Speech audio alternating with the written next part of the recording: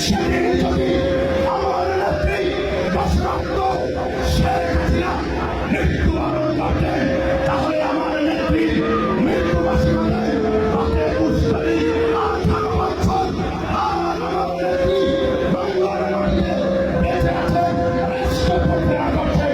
সেই সূত্রে আমার নেত্রী দশরথ শেখ হাসিনার বয়স মাত্র সবে শুরু 18 বছর।